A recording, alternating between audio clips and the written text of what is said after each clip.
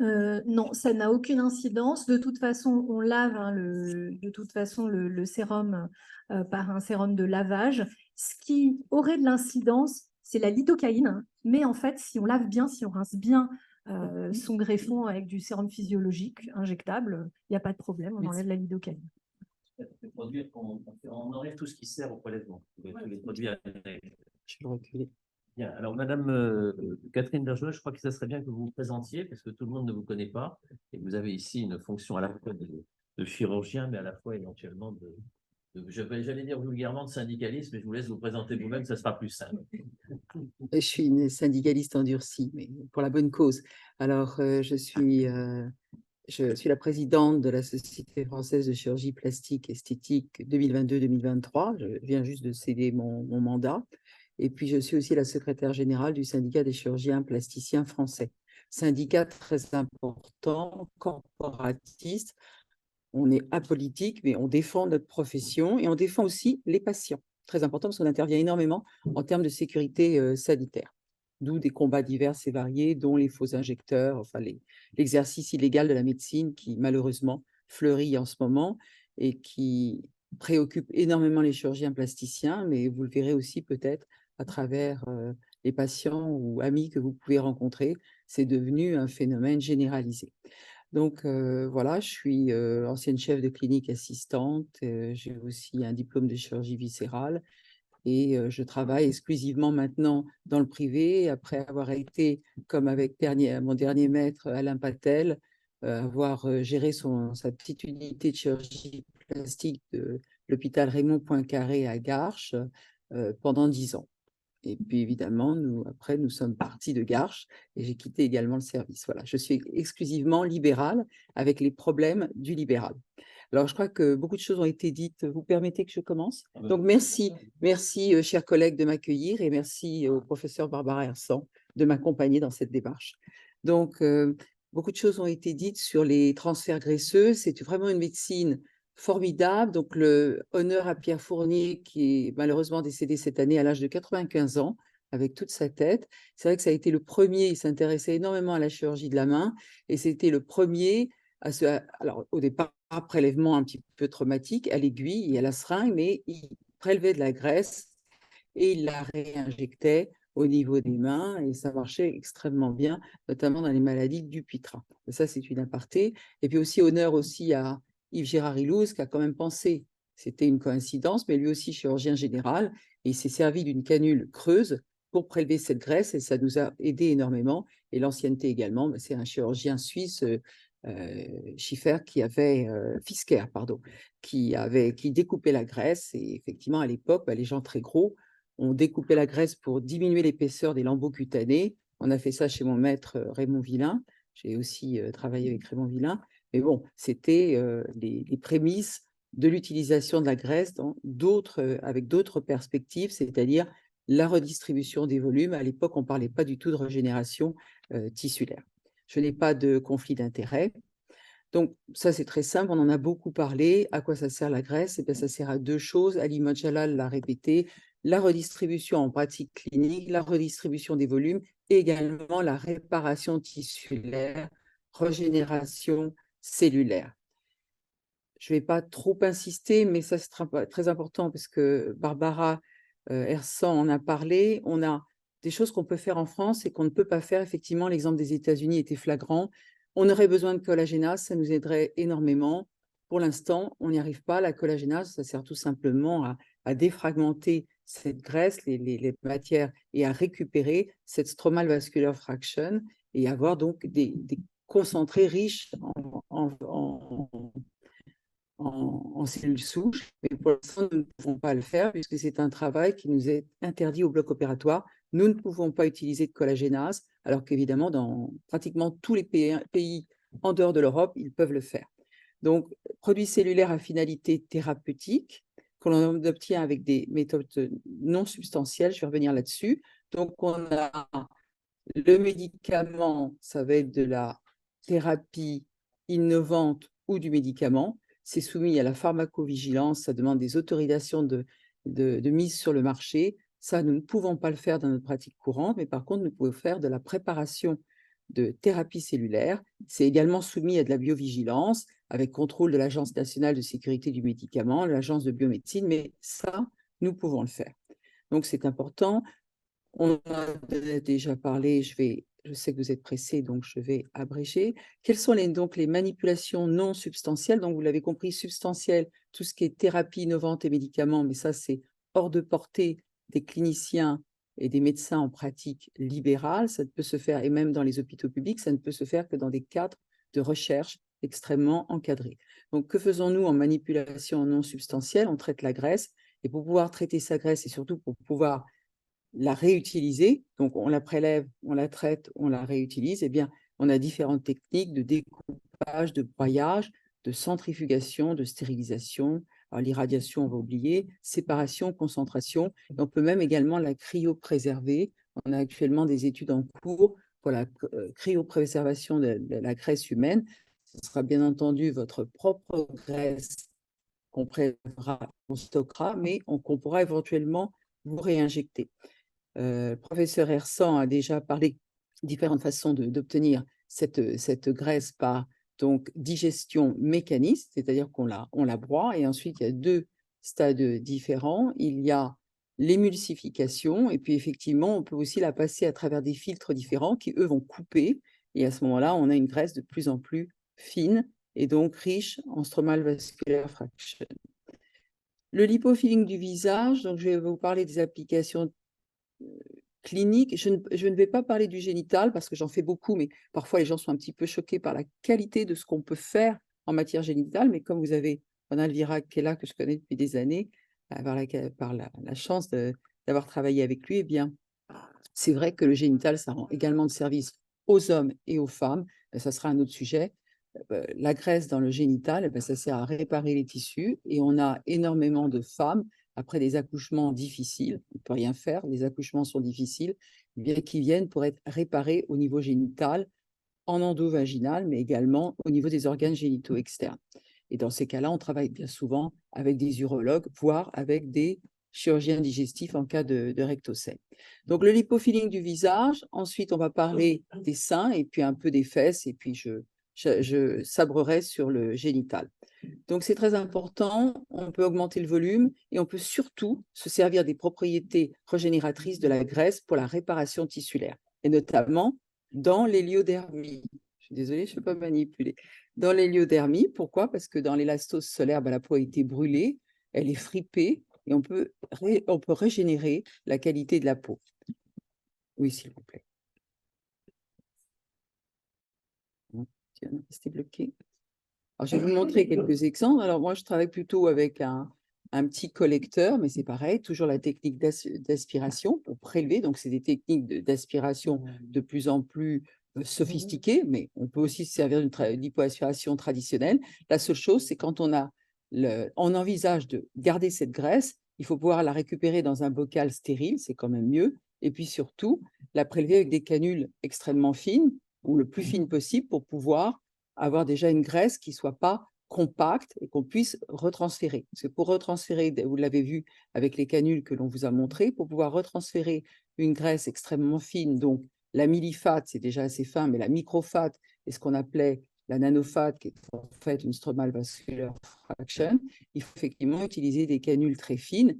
Et si vous avez un prélèvement graisseux trop compact, encore très fibreux, très lobulé, c'est que ça se bouge, c'est impossible à faire. Donc, je procède généralement, quand j'injecte au niveau du visage, il me faut au moins, mais c'est la même chose au niveau génital, il me faut deux qualités de graisse. Une graisse un peu plus épaisse, c'est ce qu'on appelle la millifat ou la microfat, qui va me permettre d'augmenter le volume, de redistribuer le volume, augmenter là où il manque de volume au niveau des pommettes, du menton, parfois du cou, au niveau des tempes. Donc, je vais remettre du volume. Et puis, au niveau de la réparation tissulaire, je vais utiliser une graisse extrêmement fine. Donc, généralement, je suis obligée de centrifuger parce que je voudrais récupérer le pellet, c'est-à-dire le culot du tube, de façon à avoir un petit peu de ce concentré de cellules souches. Comme vous le voyez, réinjection avec des canules extrêmement fines. Et maintenant, elles sont encore plus fines. Ça, c'était donc pour vous rappeler ce que c'était un prélèvement avec centrifugation, avec l'huile au-dessus, la graisse. c'est ce qu'on appelle la midi-fat ou encore plus fine, la micro-fat, et puis le pellet qui est tout en bas du…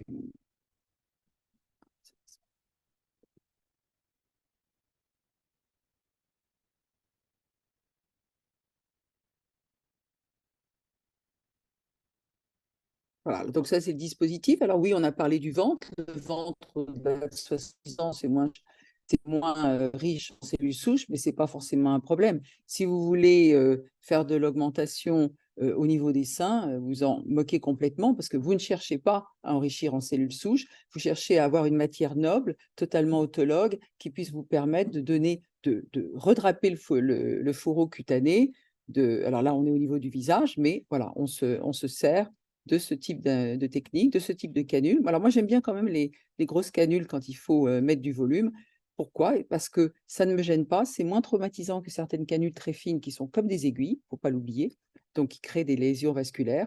Et puis travailler également donc de la profondeur à la superficie.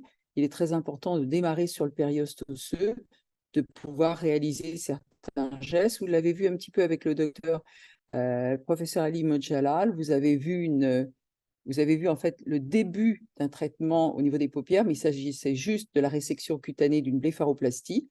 Et en fait, je vais vous montrer un peu plus tard. Donc là, je réinjecte tout le visage, de la profondeur à la superficie pour redonner du volume. Alors, je ne sais pas si je peux accélérer. Oui, je peux accélérer.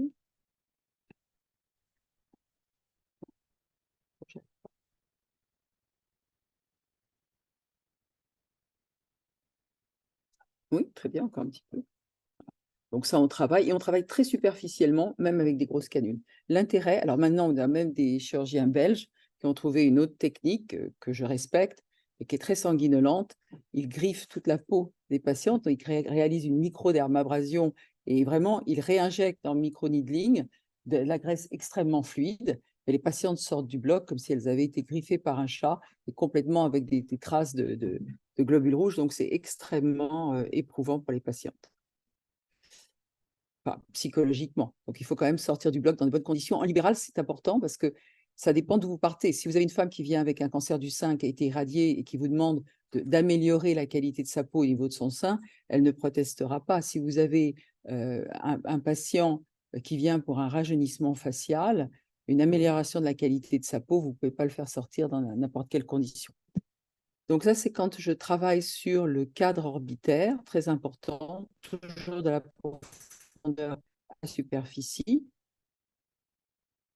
Et on va abréger. Vous voyez, ça nous rend quand même des services. On a beaucoup de patientes avec des peaux métissées actuellement qui souffrent d'hyperpigmentation pathologique. Là, c'est un cerne. On peut pas, alors, on ne peut pas vraiment dire que ça soit une hyperpigmentation pathologique. Généralement, elle est génétique et héréditaire, mais elle s'accroît évidemment au cours des grossesses, de l'impression hormonale, et puis là où vous vivez également. C'est-à-dire que si vous vivez aux Antilles, vous avez une peau plus sujette à l'hyperpigmentation que si vous vivez dans nos pays européens avec peu de soleil, Europe du Nord.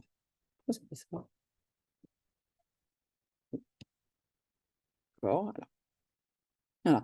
Beaucoup de patientes orientales parce qu'elles ne veulent pas de cicatrices visibles. Donc, candidate au départ, elle se trouvait triste, elle voulait une chirurgie des paupières, 32 ans. J'ai dit non, pas du tout. On va réaliser un lipofilling de votre visage et vous allez voir, vous serez très contente. Effectivement, elle était très contente. Une autre jeune femme qui est venue uniquement pour un cerne hyperpigmentaire, donc la paupière inférieure très marquée. Chez elle, c'est génétique héréditaire, mais ça s'est accru avec l'âge.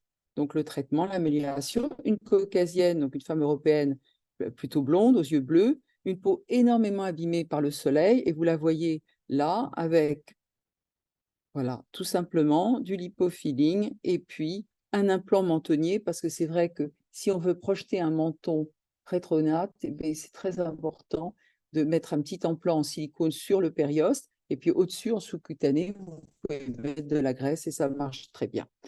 Un homme, plutôt profil méditerranéen, lipofilling uniquement, amélioration de la distribution des volumes de son visage et amélioration de la coloration cutanée. Il ne fume pas, il n'a aucun défaut particulier, mais il voulait être plus jeune et plus en forme. Un autre monsieur, voilà, donc ça c'est très important. La graisse nous permet d'apporter un effet extrêmement naturel à nos patients. Et donc, on a un rajeunissement facial extrêmement naturelle, mais également une amélioration des volumes dans d'autres parties du corps. Et là, on va parler au niveau des fesses et au niveau des seins. Donc là, vous voyez, c'est au niveau des seins.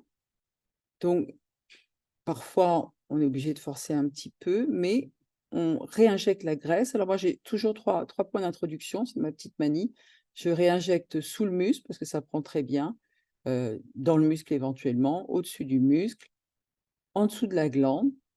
On dit qu'il ne faut pas injecter dans la glande, de temps en temps dans la glande, et puis en sous-cutané. Vous avez appuyé sur le bouton? Oui. On peut enlever le son. Voilà,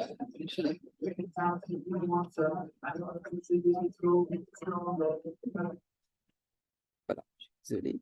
Et donc, la technique de réinjection, alors c'est vrai qu'on est obligé de travailler vite, parce que sur certains seins, on réinjecte 300 millilitres, 400, 500, ça dépend de la corpulence de la patiente.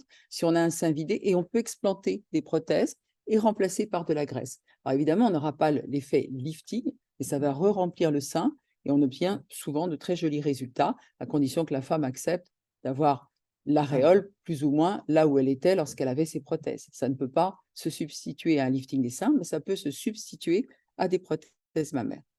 Donc ça, c'est une femme avant et après explantation. Là, vous voyez, donc ça, c'est un résultat de lipofilling, une seule séance. Alors, quand on fait un lipofilling des seins, elle profite aussi d'un remodelage de la silhouette, parce que la graisse, on la prélève de façon, si possible, harmonieuse, et donc on entraîne un plus joli volume. Alors ça, ce sont des seins tubéreux, et chez certaines jeunes filles, quand il y a un petit peu de gras quelque part, c'est un cri du cœur si elles vous demandent des prothèses d'emblée. On essaye de les convaincre de faire un lipofilling, parce qu'on obtient des très jolis résultats avec un lipofilling. Vous voyez, cette jeune femme, elle a quand même une forme de sein tubéreux sévère, et puis j'ai réussi à expandre, alors c'est pas n'importe comment, parce qu'il y a cet anneau concentrique dans les seins tubéreux, cet anneau glandulaire. Il faut vraiment, avec des petits instruments un peu coupants, arriver à expandre la glande pour que justement la graisse puisse se loger dans les interstices et que la glande, comme une fleur, puisse s'ouvrir et se déployer. Là, vous voyez la même jeune femme qui voulait un peu plus, donc définitivement, elle a bénéficié du remodelage corporel, l'amincissement de sa silhouette et de très jolis seins. Et c'est une patiente qui est toujours contente. Alors, bien sûr, quand on réinjecte de la graisse, il y a de la déperdition. On va avoir 30 à 40% de déperdition. Et c'est pour ça qu'on a parlé avec le professeur Hersan d'améliorer et d'injecter des plasmas activés, parce que dans certaines indications, cela nous aide à améliorer le taux de survie de notre transfert graisseux. Mais au niveau du sein, on ne se pose pas de questions, parce que, on n'a pas envie de rajouter des choses. Et puis surtout, pour ne pas être accusé, puisqu'on avait eu ce moratoire dont vous parliez avec le professeur Emmanuel Delay, qui a été quand même formidable, parce qu'il a soutenu cette recherche, et c'est les applications cliniques en France, parce qu'au départ, le transfert, la réinjection graisseuse était considérée comme fantaisiste et même voire dangereuse. Et on a quand même prouvé, grâce à ces travaux, qu'on pouvait le faire en reconstruction mammaire. Donc, vous voyez, ça donne des jolis seins. Une autre patiente, remodelage corporel. C'est pour vous parler d'une technique, d'une étude allemande qui a été formidable, puisque ce sont des cellules souches qui sont expansées dans des boîtes de pétri, on arrive à les multiplier. Et Kohl, ce chirurgien allemand, a fait quelque chose d'extraordinaire, puisqu'il a démarré une étude prospective en 2013, qu'il a republiée en 2020, en prouvant qu'effectivement, plus on avait de cellules souches dans le transfert graisseux, avec des adipocytes de qualité, mais souvent des adipocytes matures, et plus la graisse survivait. Et ça, c'était très bien, parce que c'est une application clinique en étude prospective, et ça a donné lieu à des vraies conclusions scientifiques. D'aller plus vite et de conclure, parce qu'on... Absolument, donc je vais conclure. Les hypotrophies, évidemment, on n'a plus de séquelles de poliomyélite, mais quand je travaillais en 1994 chez le professeur Alain Patel, on avait encore des séquelles de poliomyélite qui nous venaient souvent de l'étranger. On avait des fesses atrophiques, des mollets atrophiques, et on pouvait déjà remodeler les jambes et commençait déjà à faire des transferts, y compris sous des lambeaux et sous des greffes cutanées, mais ça, Barbara en a parlé. Donc, généralement, qu'est-ce qu'on fait au niveau des fesses? On fait plutôt de l'esthétique. On essaye de leur donner des jolies fesses pour les femmes comme pour les hommes. Mais vous voyez, de temps en temps, on a des brides. Alors, on enlève les brides et on remodèle. Au niveau des mains, je vais passer la vidéo, parce que finalement, on utilise une canule, on réinjecte de la graisse, mais on peut aussi traiter le vieillissement des mains et on peut aussi, ça contribue chez les femmes qui développent des micro-cancers au niveau des mains avec une double procédure, des petits cancers cutanés, pas des mélanomes bien sûr. Mais on arrive très bien sur les femmes qui ont été hyper exposées, notamment des Australiennes, à améliorer la beauté des mains et en même temps avec des peelings éventuellement associés, à forcer les tissus à se régénérer. Et ça permet aussi, grâce à certains peelings, de voir les tumeurs cutanées en négatif et donc à mieux les repérer.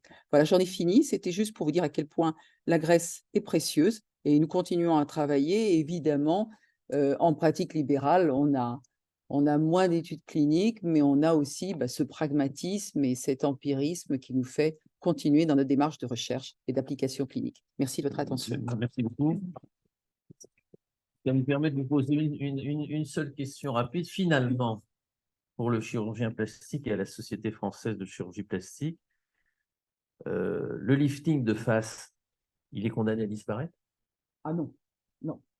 Alors, juste une petite parenthèse là-dessus. Quand est-ce qu'il reste des indications du fameux lifting, du petit lifting, du grand lifting, ou est-ce qu'on peut, avec les lipos, on va appeler que le lipofilling pour donner un terme générique, est-ce qu'on peut gérer ce problème sans faire ce que j'ai connu quand j'étais chez Villain, parce que j'ai moi-même été chez Villain, et quand il opérait à l'américain et qu'il montrait les fesses, etc.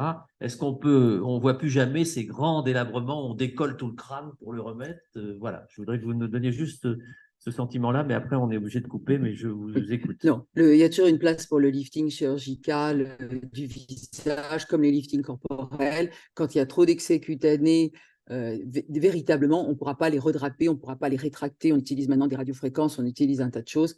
Mais quand il y a une vraie indication, on ne peut pas surseoir. Après, on peut améliorer avec une femme jeune qui a juste un petit peu de distension, un peu de lipofilling au niveau du visage pour redistribuer.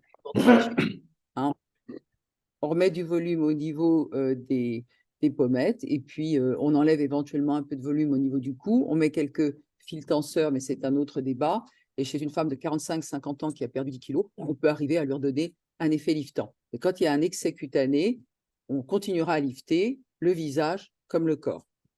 Ça veut dire que, puisque ça sera un autre débat, on en a parlé ce matin avec Hubert Joannet, que finalement, on a intérêt à conseiller aux utilisateurs de la chirurgie plastique de le faire très tôt, comme ça, il y aura une évité d'avoir des tissus cutanés en trop. Donc, il faudrait commencer à faire des modulations de votre visage très tôt pour éviter que ça se distende. Non, mais je m'excuse on ne va pas débattre ça maintenant, c'est un vrai débat, mais c'est un débat qui, je trouve, a un aspect sociétal très important, puisque c'est l'indication de la chirurgie plastique chez les sujets jeunes. Parce que dans notre génération, on faisait de la chirurgie plastique quand on estimait, entre guillemets, qu'on avait maintenant j'ai trop et oui, et donc il va y avoir manifestement un changement, et je pense et je le souhaite de tout mon cœur que les sociétés savantes, dont la vôtre, et notamment en libéral, mettre la limite à l'excès. C'est très difficile parce que finalement, on en parlait ce matin en aparté avec Hubert Joannet, c'est-à-dire, c'est avec aussi Philippe Marr, c'est-à-dire c'est le problème de l'indication. Quand on va au Brésil, on est surpris. Les filles, je peux vous dire, de 25 ans sont déjà passées 2 fois chez le plasticien.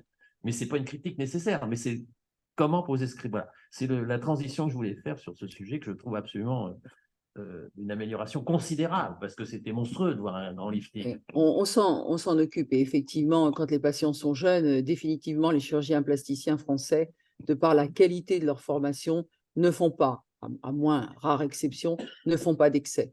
Notre problème, c'est qu'il y a beaucoup d'exercices illégaux, il y a beaucoup de gens qui se lancent dans la médecine esthétique, parce que là, on parle de toutes ces techniques dérivées. Alors, ils ne se lancent pas dans la chirurgie quand même, hein, par quelques farfelus, ça arrive. La lipoaspiration, le lipofilling, c'est un acte chirurgical et c'est reconnu comme chirurgical en France. Et ça, c'est vraiment très important parce que ça protège les patients. Mais on a quand même de temps en temps du lipofilling au cabinet médical par des gens qui ne sont pas formés pour le faire. Et on a beaucoup d'exercices illégaux. Enfin, pour l'instant, ils sont sur des produits de comblement hétérologues, donc non, pas de la graisse, et ils font effectivement beaucoup de bêtises, et généralement, bien entendu, ils ne sont pas médecins. Merci beaucoup.